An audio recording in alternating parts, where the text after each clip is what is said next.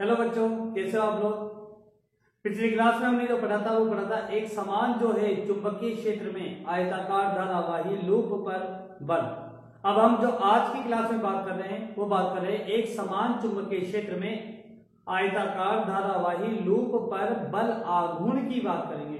किसकी बात करेंगे हम यहाँ पर? बल आघूर्ण की बात करेंगे। तो देखो, बल आघूर्ण हमें पता है, बल आघूर्ण क्या होता है? बल इंटू में लंबवत दूरी। तो बस वही बात है, वैसे वैसे समझेंगे हम यहाँ पर कि एक समान जो है हमारे पास में एक समान चुंबकीय क्षेत्र में, एक समान चुंबकीय क्षेत्र में, टॉपिक इंपॉर्टेंट भी है ये क्योंकि इसके पूछने के चांस भी थोड़े ज्यादा है। बल के बारे में तो बहुत कम पूछा जाता है लेकिन बलागुण पूछ लिया जाता है। तो एक समान चुंबकीय क्षेत्र में, एक समान चुंबकीय क्षेत्र में आयताकार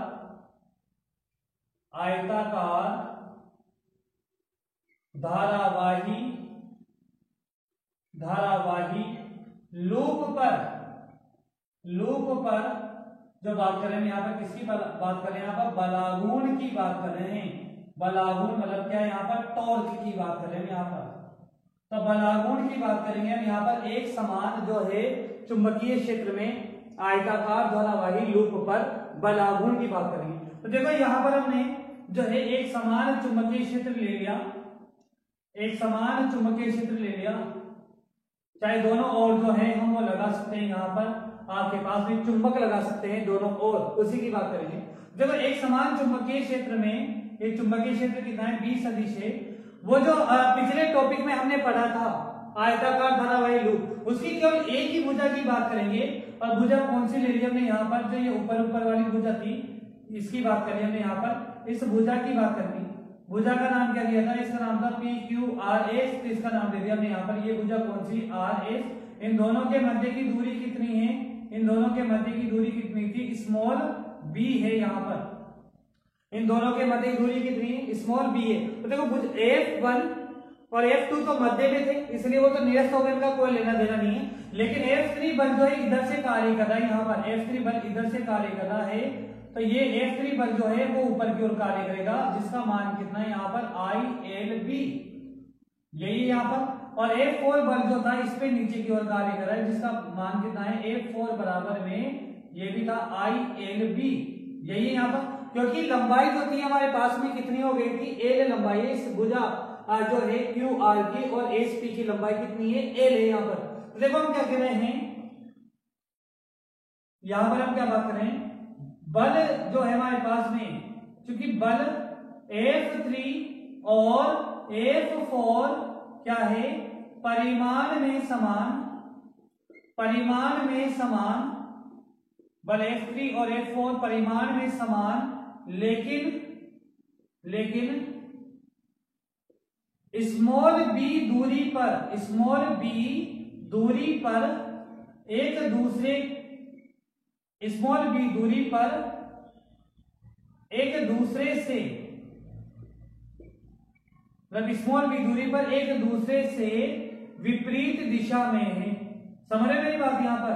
मतलब हम यहाँ पर कह रहे हैं ये दोनों एक दूसरे से विपरीत दिशा में हैं, लेकिन बिल्कुल मध्य में नहीं है। ये क्या है यहाँ पर हमारे पास में? ये दोनों बल क्या है? एक दूसरे से विपरीत दिशा में। एक बल तो मान लो इस भुजा के यहाँ पर लगा हुआ है और दूसरा बल कहाँ लगा हुआ है? यहाँ पर। तो ये इसको पकड़ के इधर खींचेगा, ये पकड़ के इसको खींचेगा, तो ये क्या होगा? यहाँ पर ऐसे घूम जाएगा ना।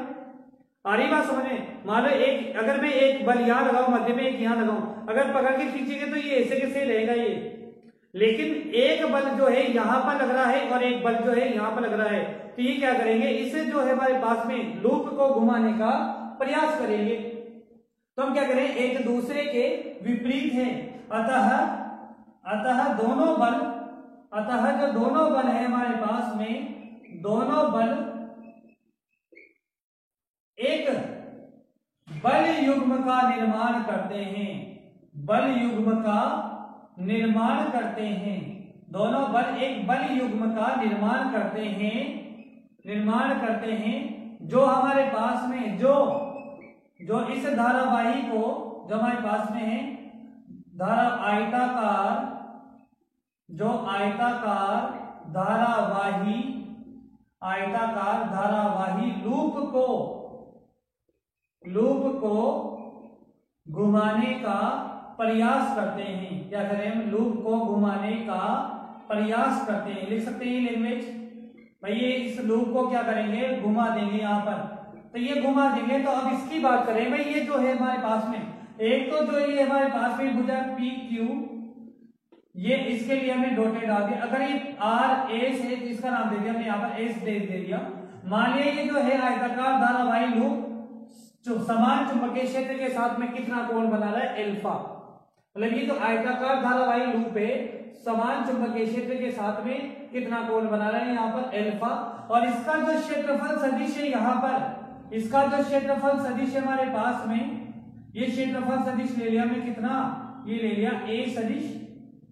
क्षेत्रफल सदिश कितना ले लिया? ए सदिश ले लिया।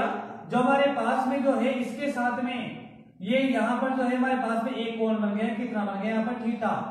यहाँ पर कोण कितना बन गया? यहाँ पर थीटा कोण बन गया। ध्यान से समझना, क्योंकि रिलेशन अल्फा और थीटा दोनों के साथ ही निकलेगा यहाँ पर। तो एक तो क्षेत्रफल सदिश दिखा दिया हमने कितना है, वो तो ए सदिश है। और ये जो बता दिया हमने, ये बता दिया अल्फा कोण है यहाँ पर।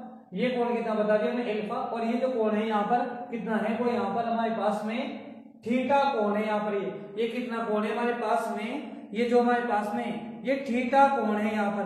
ये कोण जो है हम ऐसे भी, अगर यहाँ से नहीं तो यहाँ से भी बता सकते हैं, इसे चाहो तो जैसे आपकी इच्छा हो। जैसे इस बिंदु से बता दिया हमने यहाँ पर, ये क्षेत्रफल सदिश है, तो ये कोण कितना है यहाँ पर? ये कोण है थीटा।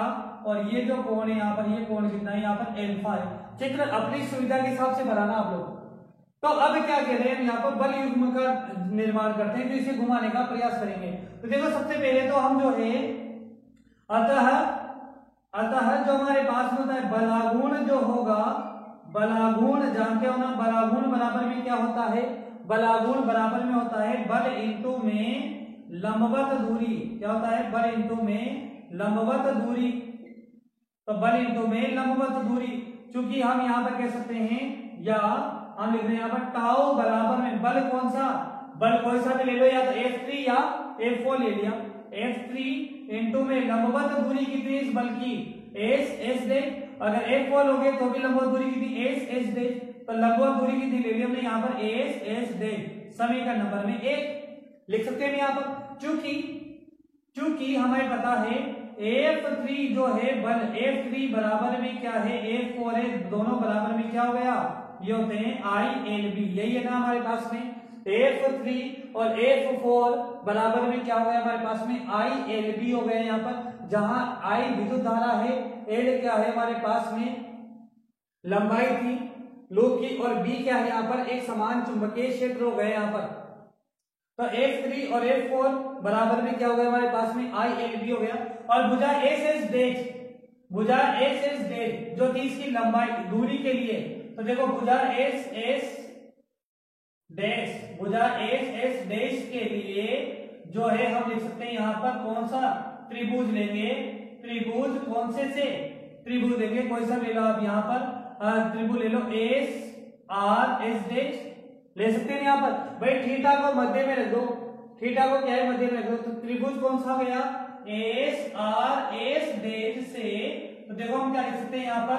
साइन थीटा बराबर में क्या होता है? लंब बटा में कर्ण। यही होता है ना? साइन थीटा बराबर में क्या होता है? लंब बटा में कर्ण। तो लंब थीटा के सामने वाली भुजा लंब कितना हो गया यहाँ पर? लंब हो गया S डैश अपॉन में कर्ण कितना हो गया? कर्ण हो गया कितना? RS। तो बराबर में हम लिख सकते हैं यहाँ पर S डैश बटा में कर्ण कितना हो गया? स्मॉल b हो गया। या हम क्या लिख सकते हैं? S डैश बराबर में कितना? Small b sign theta. समीकरण नंबर ये तो हो गए 2 और ये समीकरण नंबर में 3। आगे बात समझ में। अब देखो समीकरण जो है 2 से F3 का, समीकरण 3 से SS डैश का मान कहां रखते? समीकरण 1 में रख दे। तो देखो बाय इक्वेशन समीकरण नंबर कौन सी? 1, 2 और 3 से टाउ बराबर में क्या हो गया? टाउ बराबर में हो गया F3 का मान कितना है यहाँ पर? ILB इंटू में SS डैश, इसका मान कितना हो गया? Small b sine theta. लिख सकते हैं क्या यहाँ पर? ये बात लिख सकते हैं यहाँ पर ये बात। तो ये तो हो गया हमारे पास में जो बलागुण था। या यहाँ पर क्या लिख सकते हो, टाउ बराबर में क्या लिख सकते हैं यहाँ पर आई, और यहाँ पर एल इंटू में बी, और ये बी साइन थीटा लिख सकते हैं क्या, समीकरण नंबर में 4। भाई यहाँ पर एल इंटू बी, एल क्या है, इस आयताकार जो हमारे पास में लूप था, इस आयताकार लूप की क्या हो गई, लंबाई हो गई, और बी क्या हो गई, इसकी चौड़ाई हो गई। तो चूंकि हम लिख सकते हैं यहाँ पर आयताकार, आयताकार जो है हमारे पास आयताकार लूप का, अगर हम यहाँ पर कहते हैं लूप का क्षेत्रफल, आयताकार लूप का क्षेत्रफल अगर हम बोले यहाँ पर कैपिटल ए हो, कैपिटल ए हो, आयताकार लूप का क्षेत्रफल कैपिटल ए हो, तो हम लिख सकते हैं यहाँ पर कैपिटल ए बराबर में क्या होगा, एल इंटू में बी। सही है, इस लूप का क्षेत्रफल क्या होगा, लंबाई इंटू में चौड़ाई, ए बराबर में एल इंटू में बी। वैल्यू पुट कर दो बाय इक्वेशन 4, समीकरण 4 में वैल्यू पुट कर देंगे तो हम क्या लिख सकते हैं, टाउ बराबर में आई ए बी साइन थीटा लिख सकते हैं यहाँ पर। तो समीकरण नंबर में 5 हो गए यहाँ पर, ये समीकरण नंबर में 5। तो आयताकार लूप के लिए जो बलागुण होता है वो कितना होता है, टाउ बराबर में आई ए बी साइन थीटा। अगर मान लो इस आयताकार लूप की जगह पर, ये जो हमने लिया है आयताकार लूप, इस लूप की जगह पर अगर बहुत सारे फेरों की कुंडली, मतलब बहुत सारे लूप ले ले, जैसे 1 2 3 4 बहुत सारे, मतलब इसमें क्या बोले हम यहाँ पर फेरों की संख्या। अगर हम यहाँ पर कहते यदि फेरों की संख्या, यदि फेरों की संख्या, फेरों की संख्या कैपिटल एन हो, तो हम क्या लिख सकते हैं, तो जो होगा हमारे पास में बलागुण जो होगा, बलागुण हो जाएगा हमारे पास में कितना, बलागुण हो जाएगा टाउ बराबर में एन आई ए बी क्या हो जाएगा, साइन थीटा लिख सकते हैं यहाँ पर। टाउ बराबर में क्या हो जाएगा हमारे पास में N I A B sine theta.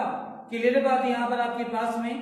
तो ये हमारे पास में समीकरण नंबर में 6 आ गई, और हमें यही ध्यान रखना है समीकरण नंबर 6 टाउ बराबर में कि आयताकार लूप पर या किसी कुंडली पर जो है बलागुण कितना होता है, टाउ बराबर में N I A B sine theta होता है। या इसकी जगह हम लिख सकते हैं यहाँ पर, या टाउ बराबर में कितना, M B sine theta, M B sine theta समीकरण नंबर में 7। ध्यान दो यहाँ पर क्या लिख दिया हमने, टाउ बराबर में एम बी साइन थीटा, जहां पर हमारे पास में, जहां हमारे पास में एम बराबर में लिखा है हमने N I A, N I ए किसकी जगह लिखा है हमने यहाँ पर, एम की जगह। और एम क्या है यहाँ पर, एम को कहते हैं यहाँ पर चुंबकीय आघूर्ण, क्या कहेंगे हम इसे, चुंबकीय आघूर्ण कहते हैं। ये 8वें लेसन के अंदर है, लेकिन इसे जो है सिलेबस से हटा दिया गया है। मैं तुम्हें अभी बता दूं, ये 8वें लेसन में था, जिसे सिलेबस से हटा दिया, लेकिन ये जो है हमारे पास में ये टॉपिक में है, इसलिए बताना जरूरी है।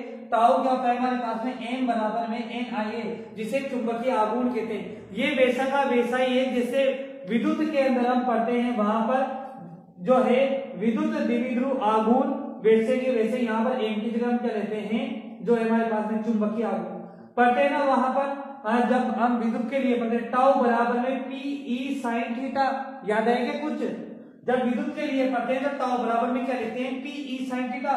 लेकिन यहाँ पी ई साइन थीटा नहीं, यहाँ पर जाएगा एम बी साइन थीटा। वहां पी होता है चुंबकीय, वहां पी होता है विद्युत द्विध्रुव आघूर्ण, यहाँ एम क्या होगा, चुंबकीय आघूर्ण। वहां होता है ई विद्युत क्षेत्र, यहाँ बी होता है चुंबकीय क्षेत्र। क्लियर बात यहाँ पर। तो ये तो यहाँ तक की बात है। अभी टॉपिक थोड़ा सा आगे चलेगा, स्क्रीनशॉट लो फिर आगे बात करते हैं।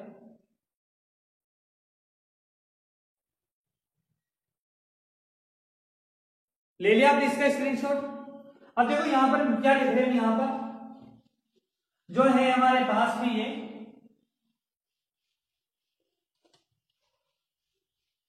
तो टाउ बराबर में हमारे पास में आया है M B sine theta. Tau बराबर में क्या आया है हमारे पास में, एम बी साइन थीटा आया है। तो हम यहां लिख सकते हैं वहां पर सदिश रूप में, सदिश रूप में सदिश रूप में लिख सकते हैं यहाँ पर, क्योंकि बलागुण जो है एक सदिश राशि होती है, क्लियर बात यहाँ। तो बलागुण टाउ सदिश बराबर में क्या लिखेंगे हम इसे, एम सदिश, और साइन थीटा था तो क्रॉस में क्या हो गया, बी सदिश, लिख सकते हैं ये बात यहाँ पर। तो टाउ बराबर में एम बी साइन थीटा, तो यह टाउ सदिश बराबर में एम सदिश क्रॉस में बी सदिश, ये हो गया हमारे पास में किस रूप में, सदिश रूप में हो गया। ये समीकरण है हमारे पास में, समीकरण है हमारे पास में। समीकरण क्या लिखी थी हमने अभी लास्ट में, समीकरण लिखी थी अभी हमने लास्ट में क्या, टाउ बराबर में M B sine theta, tau बराबर में एम बी साइन थीटा। समीकरण नंबर कौन सी थी ये, समीकरण नंबर में 7 ही है ना, ये जो भी हो आपको ध्यान है यहाँ पर। तो देखो टाउ सदिश रूप में लिख दिया हमने, एम सदिश क्रॉस में क्या लिख दिया हमने यहाँ पर, बी सदिश। अब देखो अगर हम चित्र वापस देखें तो देखो चित्र में ये जो है हमारे पास में अगेन जो है चित्र में देखें अगर हम यहाँ पर, तो देखो चित्र में देख रहे हैं यहाँ पर ये कोण कितना है, यहाँ पर ये कोण है अल्फा, ये कोण कितना है यहाँ पर थीटा, यही है ना। अब मुझे बताओ त्रिभुज की तीनों भुजाओं का योग कितना होता है, 180 डिग्री होता है, ये होता है ना। देखो हम यहाँ पर कह सकते हैं, चूंकि चित्रानुसार हम यहाँ पे लिख रहे हैं, चित्रानुसार, ये चित्र वापस बनाने की आवश्यकता नहीं है आपको, चित्रानुसार आप क्या कह सकते हो, देखो ये कोण तो कितना हो गया, 90 डिग्री हो गया। तो हम यहाँ पे क्या कह सकते हैं, एल्फा प्लस में थीटा प्लस में 90 डिग्री बराबर में कितना हो गया, 180 डिग्री, ये लिखेंगे ना भाई। त्रिभुज के तीनों कोणों का योग 180 डिग्री होता है, तो एल्फा प्लस में थीटा प्लस में 90 कितना हो गया, 180 डिग्री हो गया। या हम लिख सकते हैं यहां से, या देखो थीटा बराबर में कितना, 180 माइनस में 90 माइनस में क्या, एल्फा, यही होगा। या हम क्या लिख सकते हैं, थीटा बराबर में 90 माइनस में एल्फा लिख देंगे, क्लियर बात यहाँ पर। तो थीटा बराबर में हो गया 90 माइनस में एल्फा। इस वैल्यू को उठा के अगर हम समीकरण 7 में रख दें, ये जो समीकरण 7 है, टाउ बराबर में एम बी साइन थीटा, 7 ही दिए ना समीकरण 7, तो ये जो है इसके अंदर वैल्यू पुट कर देंगे, तो हम लिख देंगे यहाँ पर बाय इक्वेशन 7 समीकरण 7 में वैल्यू पुट कर देंगे, तो बलागुण टाउ बराबर में क्या हो जाएगा, टाउ बराबर में हो जाएगा एम बी कॉस एल्फा, क्या हो गया, टाउ बराबर में एम बी कॉस एल्फा। समीकरण नंबर में ये हो गया हमारे पास में 8। अब देखो यहाँ पर ये हमारे पास में एक ये मेथड ये भी काम में ले सकते हैं हम यहाँ पर, कि चाहो तो हम जो है इसे इस रूप में भी कन्वर्ट कर सकते हैं।